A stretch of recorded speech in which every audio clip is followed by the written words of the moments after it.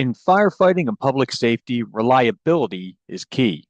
For over 20 years, the FireStore has equipped first responders with trusted gear featuring brands like MSA Carnes for helmets and Seek for thermal imaging cameras. Stay prepared. Visit thefirestore.com today. The FireStore, your trusted safety partner. This podcast is brought to you by Flex 7 from TenCate Protective Fabrics. Flexible, comfortable, and powered with the strength of enforced technology. Flex 7 outer shell fabric is made to move. To learn more, visit tencatefabrics.com/Flex 7. Breathing in diesel exhaust fumes is like walking into a fire without a mask. Over time, those toxins lead to cancer. Protect yourself with Magnegrip, the easiest, most reliable exhaust removal system that features a true 100% seal to eliminate diesel exhaust fumes.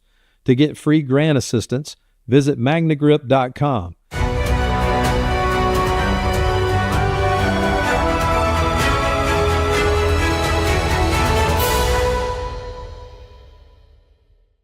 Greetings and welcome to the Women in Fire radio show. Today we're going to be talking about Tis the Season. Different fire department cultures and beliefs.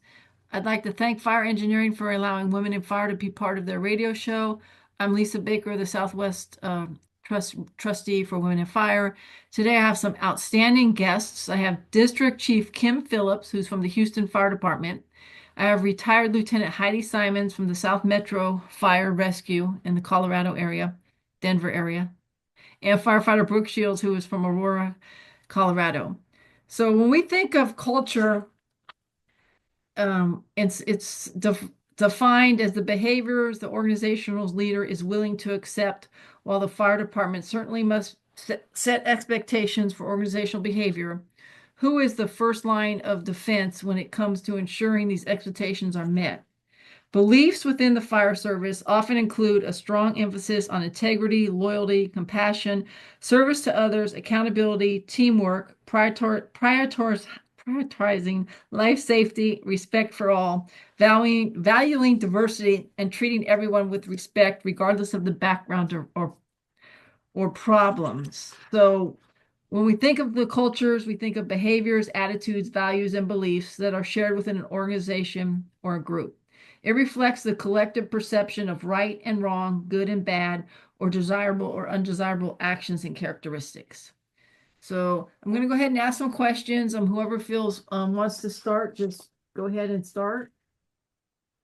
So I think we can all agree that the fire service has changed in recent years. There's the threat of active shooters, the fentanyl crisis, and an increase in what the communities expect the fire service to be. COVID forced the fire service to make massive changes, some practically overnight. When we think of organizational culture, how does this help in times of crisis or significant change, or does it amplify the chaos?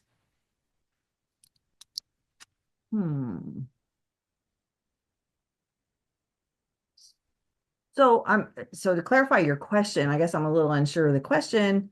Are you asking how these high intensity events change our organizational behavior? Yes, for the good or for the bad. Like when you think of COVID, it was like, one day we're doing this and the next day we were doing something different.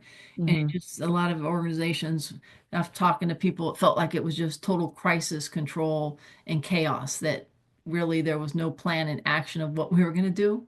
We were just going to somehow wing it, so to speak. Figure it out. Lisa, I can start a little bit. We might get this going a little bit. I think that one of the things about the fire services is we're naturally a very reactionary service. Our culture is based on reaction, and it's based on being prepared to react. And we're reacting to, a lot of these things that these worst case scenarios, whether it's a fire EMS call or more significantly like a pandemic, and some of the other epidemics that are occurring in our country right now. Part of the thing that I think is changing in the fire service, or that needs to continue to change, or maybe even start for some organizations, is being better prepared to respond to these rather than react. And so continuing to talk about worst case scenarios, but also having a good example of what we could do better when we're responding. And an example that I would like to use would be the way that we train for a mass casualty incident or an active shooting incident. I think most fire departments are now being more proactive about training and preparing for these incidents, whether they ever have one or not. And we tried to create this best practice scenario to respond to one of these, but we're not in this high intensity reactionary phase where we don't know what to do because we're preparing for what we could do. So if we prepare for these worst case scenarios, we set ourselves up for a better ability to respond, but we won't, we have to be recognizing that we won't necessarily be responding in the same perfection as we would in an MCI or an active shooter training. But at least we have some template on which we can base those trainings on. But I think it's about a mindset of going through those, the walk, jog, run, and I don't know what the word is, but associating yourself with, we're walking through this MCI, then we're jogging through, and hopefully someday we never have to run through it. But if we do, we're at least employing some of those best practices. And then that puts a less strain on the culture of the department and the stress of the department to be so reactionary, and then we can respond more professionally. Thanks, Heidi. I kind of agree with that. Sometimes from the outside looking in, like I'm sure we've all watched videos of departments responding or something, and it just looks like from the outside looking in, especially to untrained, it's just total chaos that we're just running around like not knowing what we're supposed to do. So what you said, Heidi, made a lot of sense. So changing the topic a little bit, so I talked about integrity and professionalism and such in the opening, but we talk about this a lot, that a community should a department should reflect the communities that it serves. Cultural sensitivity is a vital component of emergency response. Why is this so important, and how can we ensure that members are culturally sensitive?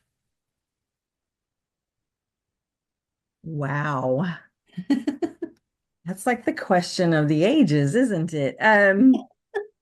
Especially from a woman's perspective of how we still, have a few things that we're working through, right? And surprisingly. And I like, Heidi, what you just said about being prepared. I think we can also be preemptively prepared for cultural issues. We know we've had them. We know they're going to pop up, and it's a global community. I think that should also be part of our training, right? Because the public we depend on the public's trust. And if we can't engage them on at least on some level of where they're coming from in their time of disaster, I don't think that makes us a responsive fire department, because there's no reason to not be culturally sensitive. And I'll use an example. I'm going to copy Heidi's script almost exactly because she was great. We have a couple trans people in the Houston Fire Department, and they have, much to our surprise, they have integrated, and we have integrated with them very well. There's been surprisingly few problems.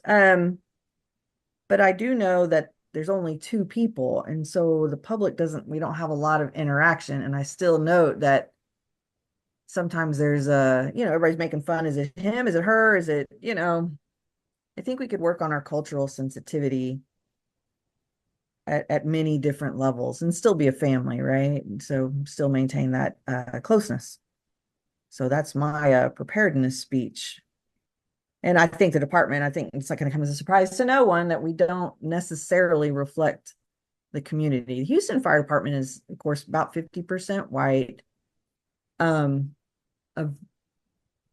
Oh gosh, I had the numbers just the other day when Lisa called me. 29% Black and Hispanic, and then like 1% Asian, so, and we have 130 women, so that's less than 2%. Wow. And we're hiring if anybody's interested. I have to throw that out there. So Lisa, I think also I think Chief Phillips, you nailed it.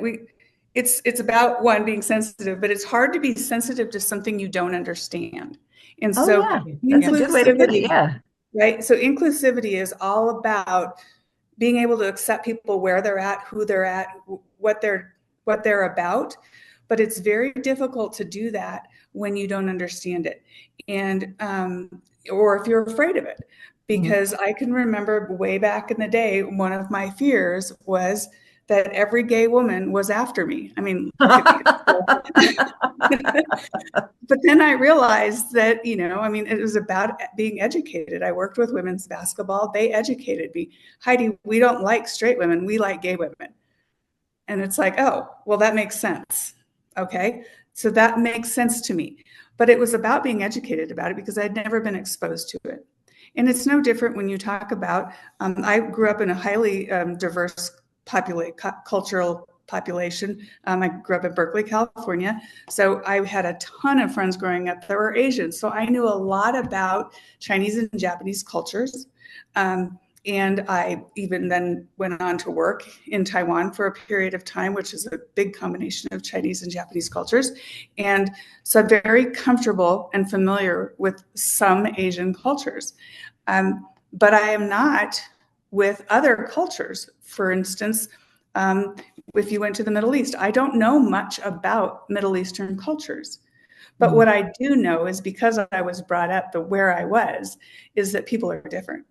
And that I have accepted that. And if I am kind to them, my expectations is that hopefully they'll be kind to me. So it has to start there. We are community servants. It is our job to be kind to people and to serve them where they're at. It's not our job to expect them to be served where we're at. And so if you make your department a culture of learning about the people that you serve, then it becomes a little bit easier for people to do that. And one example of that would be in South Metro, and Brooke may be familiar with this. There's a I'm going to screw this up. There is a facility, a mosque, a Muslim mosque in North Aurora that requires that we remove our shoes if we're responding there. And if we're going to go into the inner sanctum of their mosque, women are not allowed. And I'm the officer, and I can't go in on the investigation. Well, I know that before I even respond to that place. So I have to have a plan in place. Instead of putting my ego first, I'm putting these people first. What is my plan to respond to this facility? And do I need more leadership there? So do I need to bring a male chief in to take my position to go and continue the investigation so that we can best serve the people? I have to respect where they're coming from. I don't have to agree with it. And in my personal life, I could do whatever I want. But in my professional life, it is my job to be sensitive to where they are and to make a plan to serve them. They're taxpayers, they're voters, and they're people that I chose to serve when I signed into the fire department. But I think that's not something that I just come up with myself. That's something that leadership has to bring down to their people and then has to show and live that as well. Because if leadership isn't living that, they're practicing what they're preaching, then they're never going to, no one's going to believe it and no one's going to implement that. Brooke, you had your hand up. Did you? Yes, I would like to say that I feel like the kind of topic, some buzzwords were kind of hit, and I think the most recent is like kind of separating the professional and the personal lives, right? Which we all know, like, maybe from my perspective and what I have kind of struggled in is that it's very hard.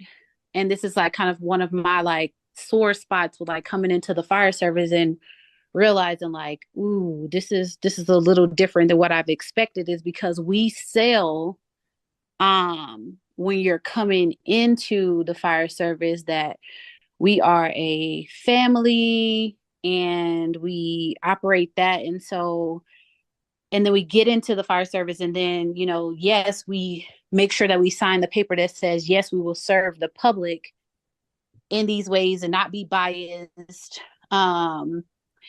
And kind of trying to get a grasp on separating personal and professional in like the career. And it's very hard because there are not very many professions besides like military that they spend 24, 48 hours at a time with each other. They have breakfast, lunch, and dinner with each other. They, respond in like this professional sense, but they spend holidays together. And, so it's a different dynamic. And the struggle is to get around individuals who just get by. Like, yes, I will sign on the dotted line that I will become a paramedic so that I can get this job because it's great. Even though when it comes down to it, you really don't want to be a medic because you only go when they send you, right? Yeah. Or yes, I absolutely sure I'll drive the fire truck, I'll act lieutenant, do all of these things because I want this job. And so, yes, people are saying yes and do this and put on this facade, and they would do what seems like the bare minimum. But when it goes back to being at the firehouse, when it comes back to really being and exhibiting the family, I feel like it can feel fake and lacking in that perspective. And we just don't ask enough questions. You see it all the time that probies, no matter their life experience, how old they are, their background, you're a probie. Like, your opinion doesn't matter, right? You can't contribute and add anything to this family. Having different backgrounds and coming from different experiences, right? Like, oh, it's kind of like pushed off to the side or kind of laughed off, like you said with the trans people. Oh, we kind of joke, is it a he or a her or whatever? But like, it's not easy to be an other, and we know that as women, and it's becoming more acceptable to like have women, in the fire department, but something especially as being trans. Like, I know someone that left the department when he was like the first openly gay male on a department, and before our DEI, another buzzword, initiatives were in place, then before those initiatives, like, he just felt like excluded, right? And so therefore went into another profession. However, what would it have looked like for him to be supported in this family? Would he have chosen to go to another career? Like, he got out of the profession completely. And so there are a lot of ways in which I say that to say there are a lot of ways in which we will do what is considered necessary or kind of the bare minimum to respect the public. And I think that is great. But as far as like the culture of the fire service, we lack that understanding and that same grace for our own members sometimes. And Brooke, I agree with you. Actually, that was one of the questions that was I'm glad you brought it up now, but it's we talk about like anyone. You could Google anything, and the fire department is referred to as brotherhood, and now finally they're saying and a sisterhood, where we value traditions and pride in the profession and upholding a strong standard of integrity and accountability. And you're right, we often use the term family, but are we a true family at the fire stations or as a whole department? Like, do all the stations get along? Do all the shifts get along?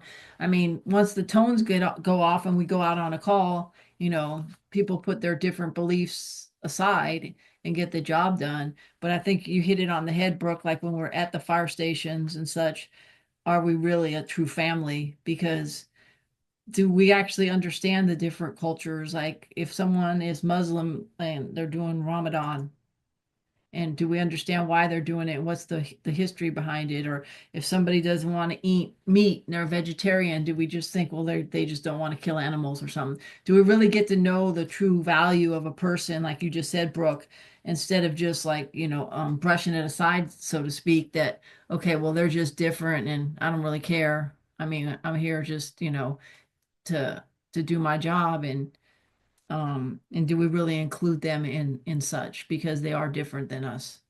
And I think you Yeah, have, I know one example that kind of opened my eyes is I was like, oh, this is great that the department, when we're on, for Christmas or Thanksgiving, dropping off a ham or a turkey.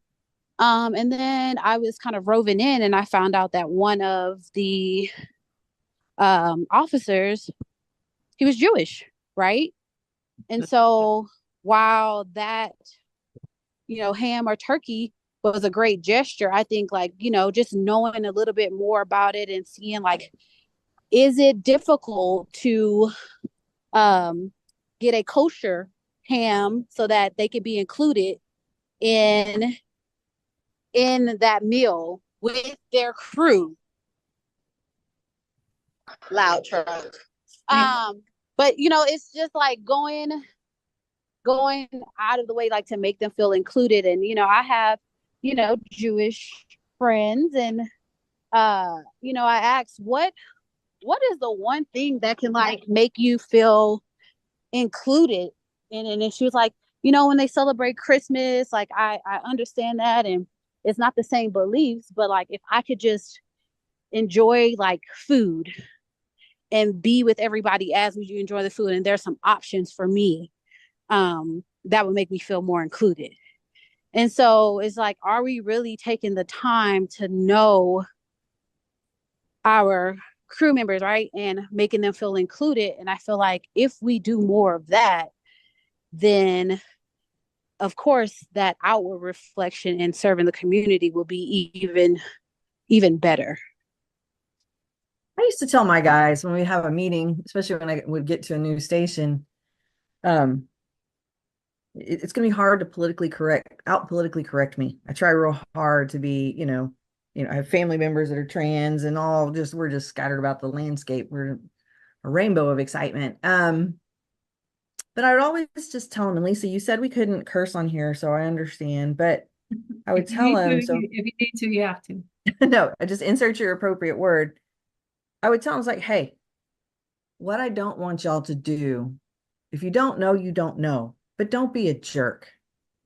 All right. And I know when you're being a jerk, and you know when you're being a jerk, and they will know when you're being a jerk. If you don't know the right word for, little person, is it midget? Is it, I don't know. Sometimes we got to check. But if you're nice, and like Brooke was saying, and you're kind, and you come back willing to learn, then I think that puts all of us, both in the family unit and outside in the public, that puts all of us in a good spot. Just don't be a jerk. I mean, it's simplistic, but I think I used to tell my girl that too. Agree with that as well. I think that another one of our struggles is admitting that we don't know something. Oh, I admit it all the time. They think I'm just don't know. I've never been outside the house. I don't know so much stuff, but you're right. It takes a little bit of, I don't know, a little bit of, just put your pride down and just ask. That's what I love about Houston. There's so many different cultures and so many different things to learn, and all kinds of people and where their situations. I really enjoy that, but I know it does still stress a lot of people out. So I get the reports on it on a regular basis. So I think the bottom line is that, one, we're dealing what I can say, Brooke, I'm sorry, I don't know how long you've been online, but I know that Lisa and Kim and I are of similar years of service. And our leadership has typically been, not to be disrespectful, but somewhat archaic, in the fact that if I have 25 years on, my chief probably has 30 or 35 years on. And how, as a chief, because they're quite busy, how much outside leadership training are they getting other than just reading books? Because a lot of times they'll read the book, but they won't necessarily implement what they're learning about. But how much leadership training have they had since they were not just instituted as chief, but growing up through the fire service? Because some of this is new within the last 5 to 10 years. It's not new, but it's not what we are ingrained. It's not what we're talking about on a daily basis. And so it's relatively new. So we have this opportunity now where many of our chief officers are being replaced just through attrition, and in some cases nutrition, but they're being replaced by people that are a little more savvy in this area. There's a chief of Milwaukee Fire Department. His name is Aaron Lipsky, and he will tell you, I took a beta class with him in iChiefs, and unfortunately the class has not come out for some reason, but his whole thing is that I hold my people accountable for their actions, but only if I'm holding myself accountable for my actions. And I know I said this before, and I'll say it probably 3 more times, and you'll get sick of me and not ask me back. But but this is, if I am not walking the walk, how can I expect you to walk the walk? And so if I am ever caught, or even think in my brain, or someone says, I think the chief thinks that women shouldn't be in the fire service, then I can't have anybody else in my fire department accepting women in the fire service, because they don't believe that I do. So I have to, and as leaders in the fire service, from chief on down to lieutenant, and your informal leaders as well, if you're not walking the walk, what the values are of your department, which is to serve your customers, both internal and external, then you can't expect your other people to do that. But if you are walking the walk and your people below you are not, or the people around you are not, it is incumbent upon us to hold them to task respectfully, because unfortunately, our egos outweigh our levels of ignorance at times. And so we won't admit that we're wrong, and we won't admit that we don't know. And so just politely educating people and holding them to task is the respectful and really the right thing to do if we want to change the culture and continue to improve the culture of the fire service. Mm-hmm. I agree with all that. But you just made a good point, because the cultural values and beliefs start at the top pretty much, right? From the chief, and then you expect like the boots on the ground, so to speak, to make sure that those No values. question. So when the organization's values and beliefs are not aligning with the chief's organizational beliefs and values, where does the issue kind of lie? Is it with the organization or the individuals, or is it with the person at the top's organizational beliefs? Does that make sense? Yes, and we cannot have these values and vision statements that are 16 pages long. Things need to be simple. Don't be a jerk. Be kind. Care about another human. I mean, none of those are great taglines, right? But they all get to the be a jerk. Don't be a jerk is the best tagline. But Dumbing it down. Is this recorded? Oh. But those are, Yeah. If we have values and vision statements and these mission statements that are so long that people can't remember them because they don't touch their hearts, then there's really no point in them. It has to be about what we're here to do, so that we can ask the question, not just are you leveling up to the 12 values I have listed on the wall, or are what you have to say, is it kind? Is it helpful? I know there's an acronym for that, and I cannot remember it because I'm a horrible acronym person, but there's an acronym for it. Somebody look it up. But is this something that is worthy of saying and worthy of being? And one of my favorites was a chief from West Metro said, if somebody if you wrote down what you wanted on your gravestone, what would it say? Or if your grandmother was watching you with this patient, what would your grandmother expect?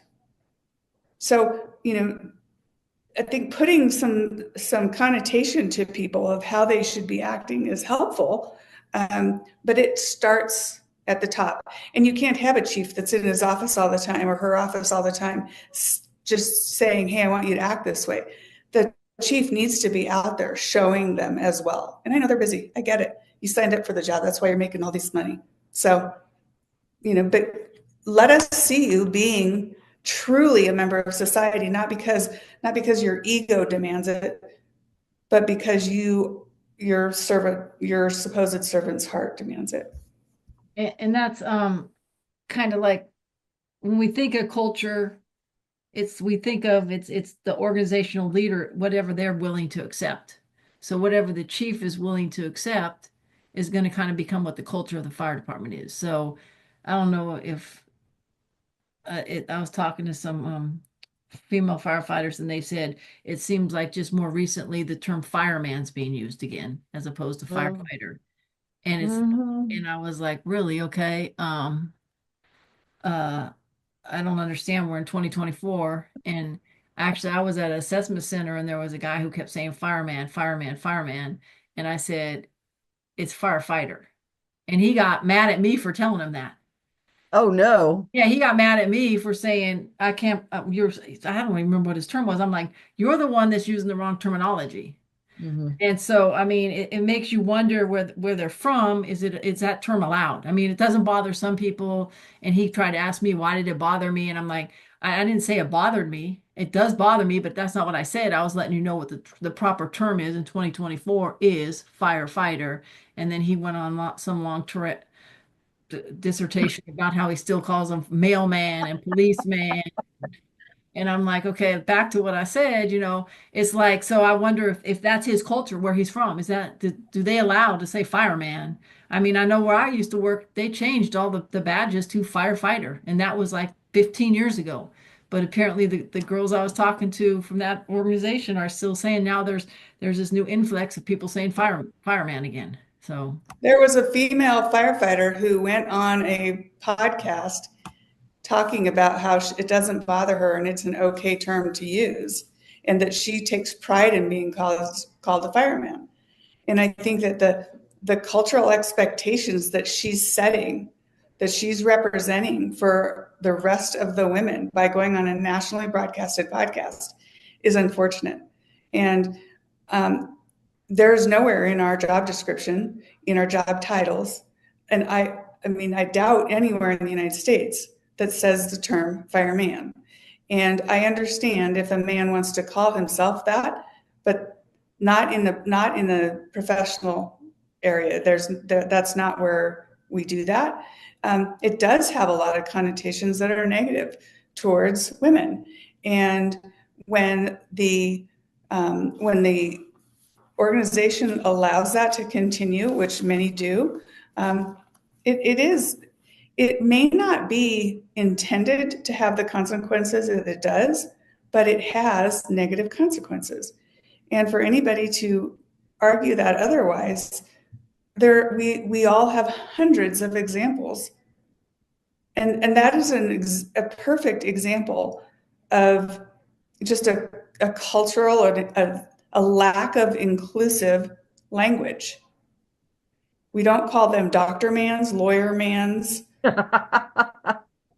We don't. Nurse mans. We don't. We call people by their titles. And so does it belittle them to be called a firefighter? Because they can't say, well, it's in my job description. No, it isn't.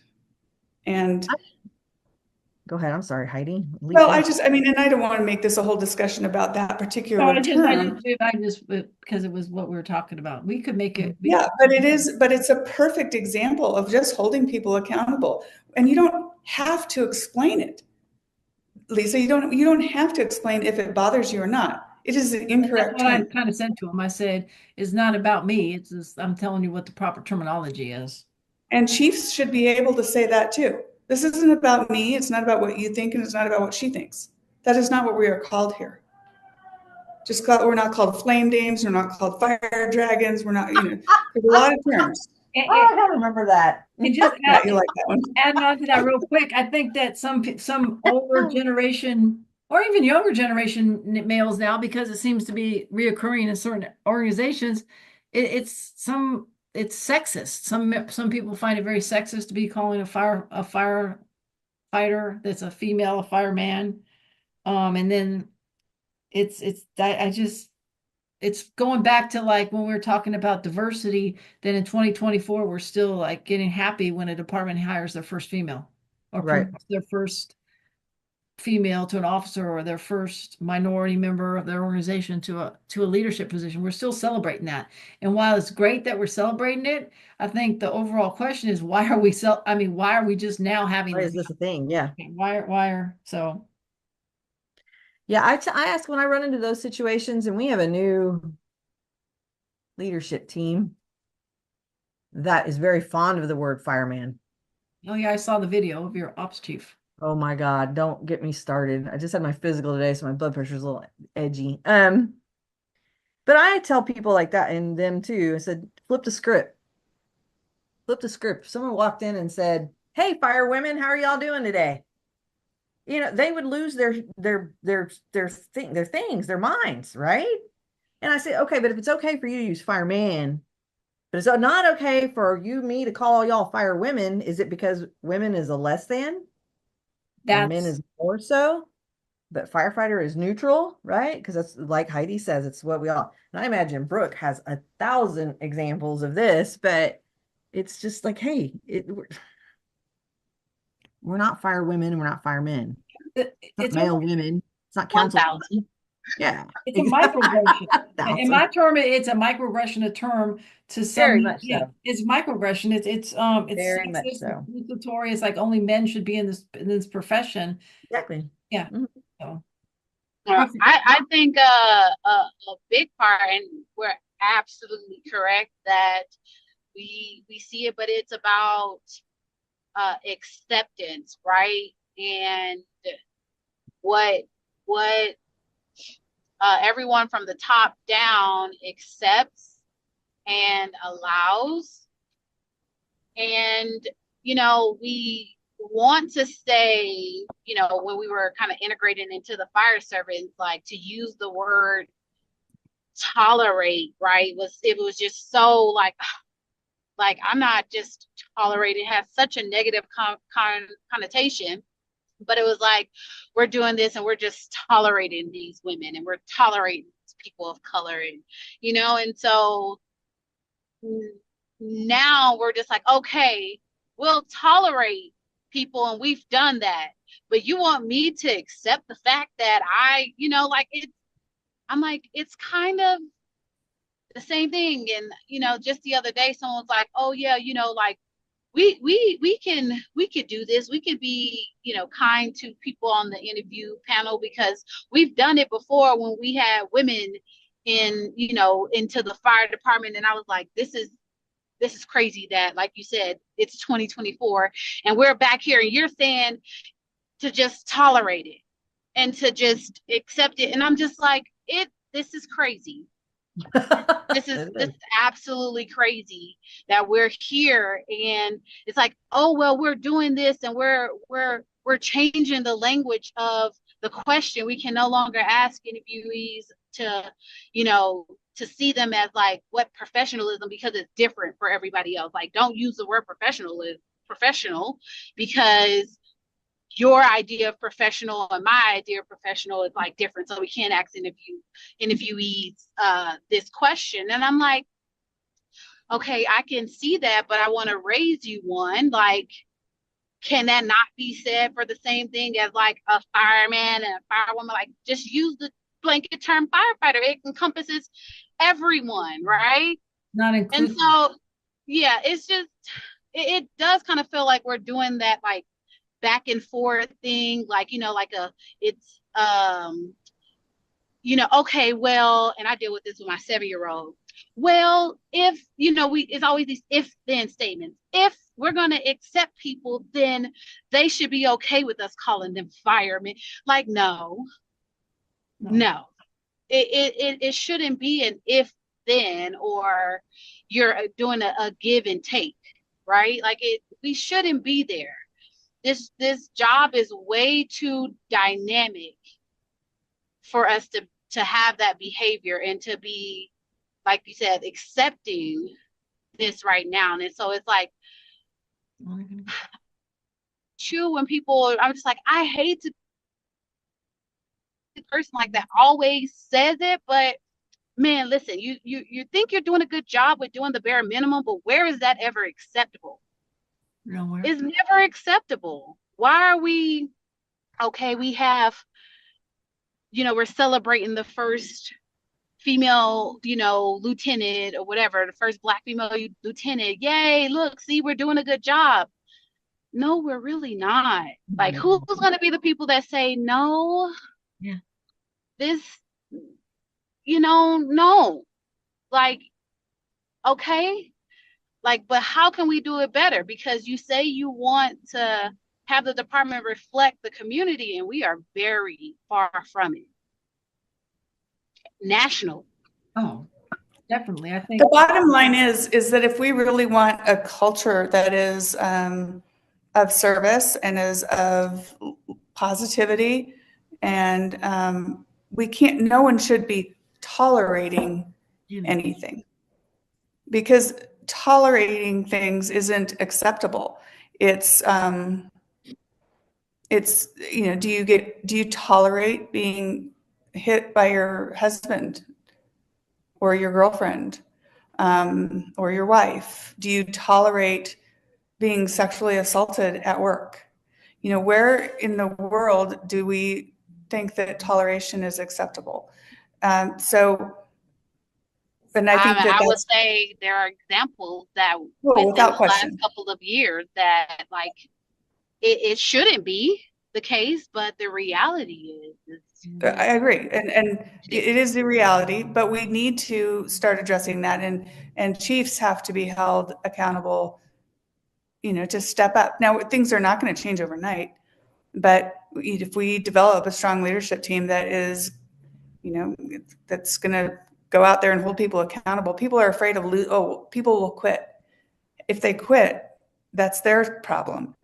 We need to start hiring people that meet the values at the very core of their being, not just in their interviews. So we need to improve our recruitment processes. It's a deep thing, but leadership has to take more responsibility and accountability in this, and walk the walk. and sometimes it's the leaders. I mean, if you follow anything on fire dispatch or anything, look at social media and such. I mean, you see how many fire chiefs that are the leader of the organization or get in trouble for doing some ridiculous, dumb things. So you could only imagine what the culture of that fire department is. If the leader is charged for like sexual harassment or, I mean, discrimination or calling women derogatory names that don't even go way beyond just the term fireman. And the rest of the command staff sits there and thinks it's funny until one of them gets mad at you and then goes and tells. So it's like that person's just as much to blame as the person that made the comments if you let it fester for so long until you just got mad at the guy. So so we just kind of hit this a little bit, but demographically speaking, our nation's fire departments are not diverse. Approximately 92% are male, while about 78% are white and non-Hispanic. Why is there a lack of diversity in the fire service? I mean, I know that's a loaded question, right? It's like, why is How it? much time do we have? Do we have how much? Is it like 30 minutes? We had 20 minutes. Days? 20. Oh, I mean, why is there? I mean, I know where the department I work for, I think we're one of the most diverse fire departments in the United States. I know in the state of California, we're very diverse. The San Francisco Bay Area is very diverse. They pride themselves on being diverse. And when we do interviews, we look for diversity. When we recruit, we look for diversity. So, it's easy, I guess, if you're in a diverse area to recruit diversity, but if you're not, then how do you? well, we were talking about diversity and acceptance and hey, let's just use the right terminology. I mean, my quick overview, and Houston's huge. If we were fully staffed, we'd have 4,100 members, right? So we got quite a range of persons, right? Um, sometimes diversity to me, the reason why we keep going back to this fireman thing and the, he-man woman hater syndrome is, for years and years and years, the fire service was a strictly blue collar job. Now, is it hard work? Yes, it's still hard blue collar work. So that's what they hired for, right? And I'm not saying anything about anybody particularly, but it didn't take a lot of education. It didn't take a lot of diversity mindedness to be a firefighter, right? You go over there, you put a band-aid on it, or you put the fire out. Come back over here, and we'll have beers in the station, right? Yeah. So, yeah, we were doing a remodel and there was lots of beers we found behind like a wall. They were old cans, not new ones, thank God. But I think that's some of it. And that culture sort of persists, right? You get the whole, hey man, come into the fire department. All you gotta do is have, some just the minimum standards. And I do think that education, not always, but broadens someone's horizons. And that to me welcomes diversity. Right now, I don't have to fight you on it. I have an education, or I have this, and I still want to serve my community, but I have an education too. And I'm hoping to bring that and make places diverse. That's what Houston sort of suffers from. We used to have like a 60 college hour, which isn't a lot, but it's still, a lot for, and now we have like none, like 15 hours, maybe. I mean, nothing. And we're sort of reflecting that in the people we get in that flunk out almost immediately. They can't pass fire school exams. I think education is important, but I puzzles. also think life experience, if because what are their experiences also? Because we do have really educated people that don't go to college, Sure. that can express and bring their life experiences. It's that broadening of their horizon, whether it's through education or whether it's through life experiences, which is why, sometimes military background is helpful, sometimes it's not. But I think that what creates all of that is when you are in an educational system, or when you have been a professional, or a blue collar worker in another profession, you've probably had to work with some level of inclusivity. You have that experience of including the people around you. That's why athletes make great firefighters, is because they're in the team. They live the team mentality, and that is all about inclusion. And if you don't include all of your teammates, then the team does not have success. Even if you have a star player, there still has to be a huge team dynamic. So when we talk a lot about diversity can't be forced. If people see an inclusive environment, then they want to be a part of that. Mm-hmm. And so it's just like people that we can push recruitment all we want. If we don't have good retention, nobody wants to be recruited. Mm-hmm. And so I look at inclusivity in the very same way, is that if we want to improve our diversity, I look at diversity in the same way. If we want to improve our diversity, we have to create an inclusive culture. And when we do that, people want to work with you because they want to work in that team environment. And they're not looking at the color of your skin or the gender or the, your sexual preference. That is not what that's not the point. The point is the team. Right. And so I think if we can practice more, and that's unfortunately, Lisa, one of your questions is talking about DEI, which is falling out of favor in that term right now, unfortunately, in a lot of these big corporations. And I think it's a shame, but part of it is because I think it's really been focused on diversity instead of on inclusion. And if we focus on making people feel comfortable and actually truly respecting one another, then diversity will happen. I agree with that. Go ahead, Brooke. Yeah, I'm sorry, babe. Oh no, you're fine. I would say I agree with that as well. And you can have the diversity, right? You can try and have the practices for people to be, things to be equitable. You can have the inclusion and have them sit at the table. But if someone isn't comfortable at the table, does it really matter that you included them if they don't feel valued and they don't really feel like they fit in? So I think a lot of people look at this and they try and get the check marks, but the big one that they leave off is the belonging piece. Yep. I agree with you 100% there. Heidi, you just kind of hit on the DEI. It is a hot term. I mean, um, people throw out the term DEI. I've been in an assessment center in a tactical scenario when someone threw out DEI. It had nothing to do with the scenario. It was like, I have no idea what you're talking about. But I don't even think he knew what the term meant. We all know it's diversity, equity, and inclusion.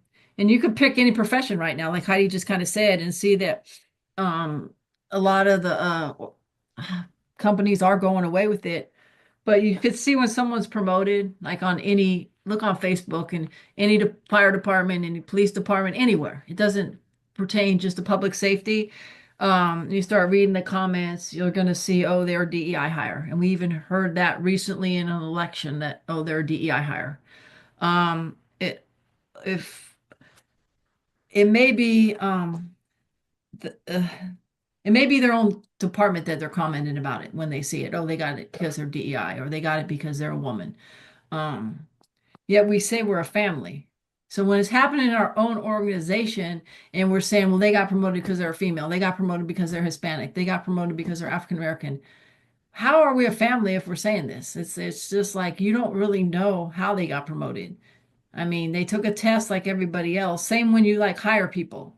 They got hired because of this or that. So how do the fire service, we talked about this. We say we're such a family, and I get that even in our own families we have inner conflicts and such, especially now with the political climate we're in right now.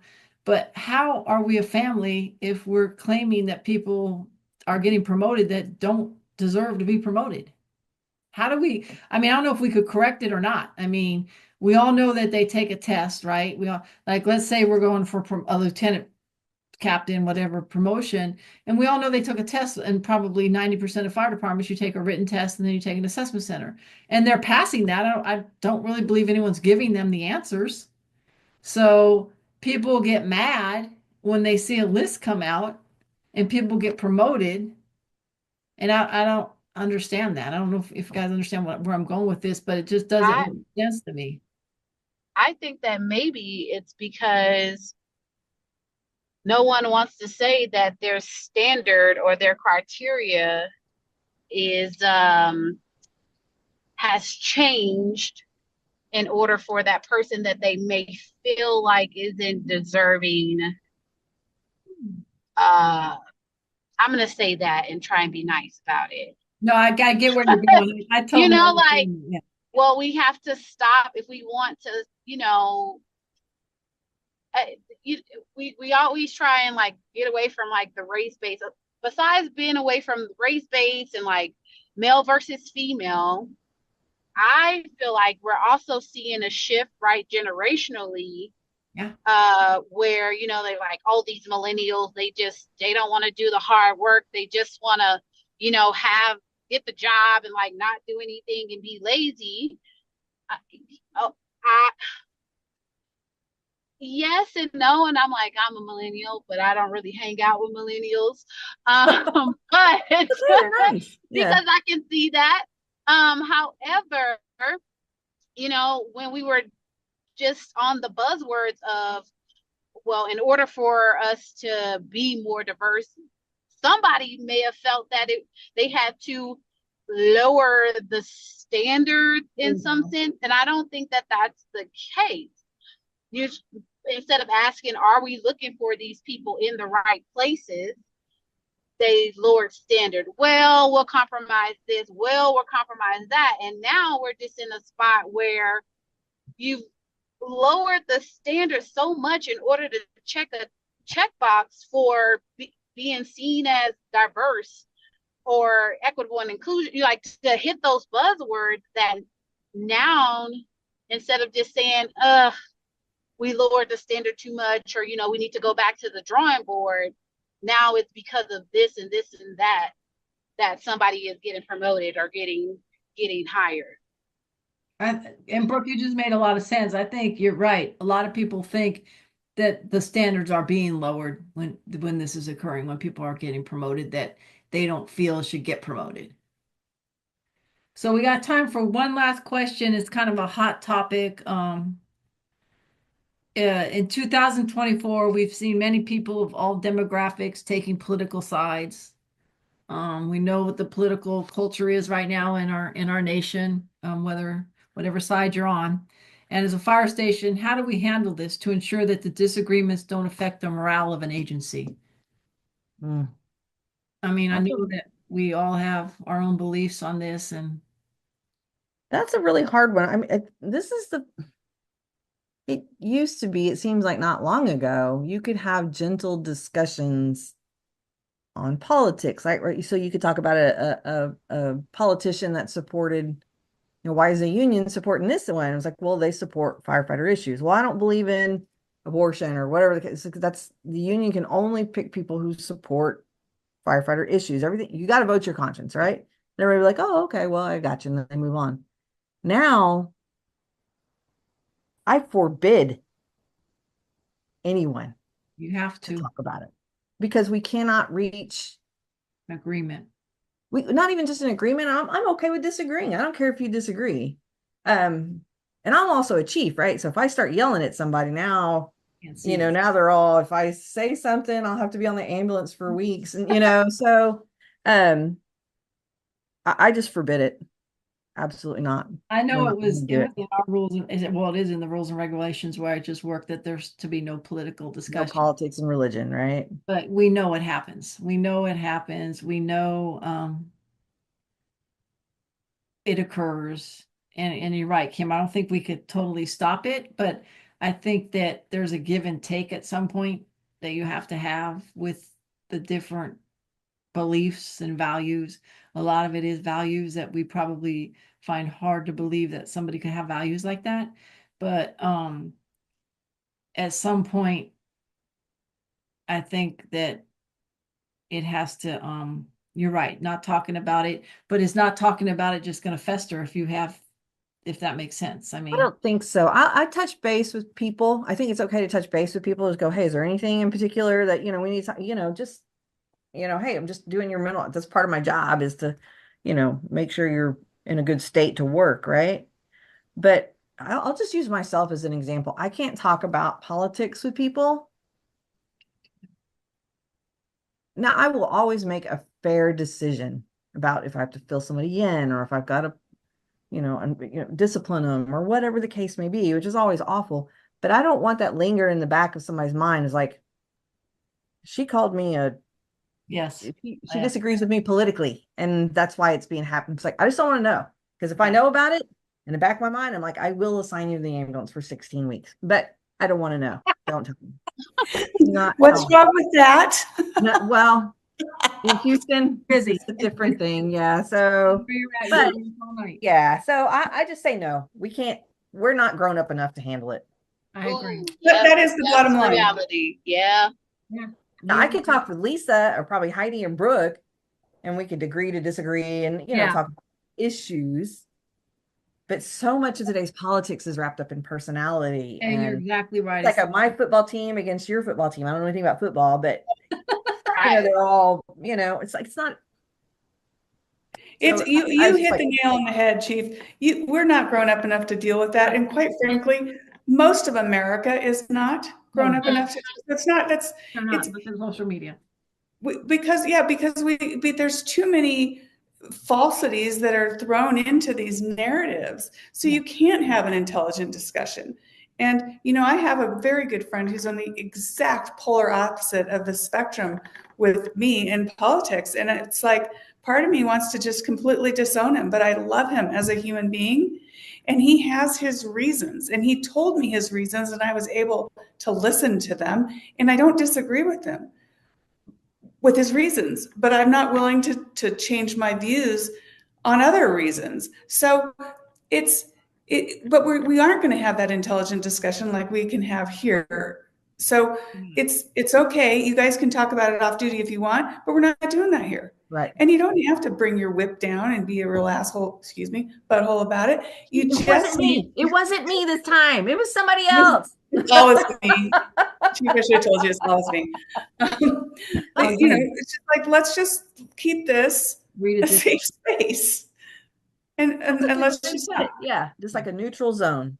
let's neutral zone. Let's just not. Neutral zone. Let's just, we have our work to do. We have our vision. And if you guys are bored and think you need to talk about politics, then let's go pull some hose. Mm-hmm. That's- I like it. That's I always propose. Brooke. I proposed as well. I was like, what would it be like if we went back to, because this country did used to do that, to where whoever didn't win the presidency just became the vice president. Are you still going to talk bad about him? No. Yeah, exactly. What if we were forced into a mixed, political, there's just so many what ifs, right? So, but you're absolutely right, Brooke. Just be respectful. Don't be a jerk. Don't be a jerk. Yeah, and I'm in Texas, and so we have a whole spate of people we can't talk about on a regular basis. So, yeah,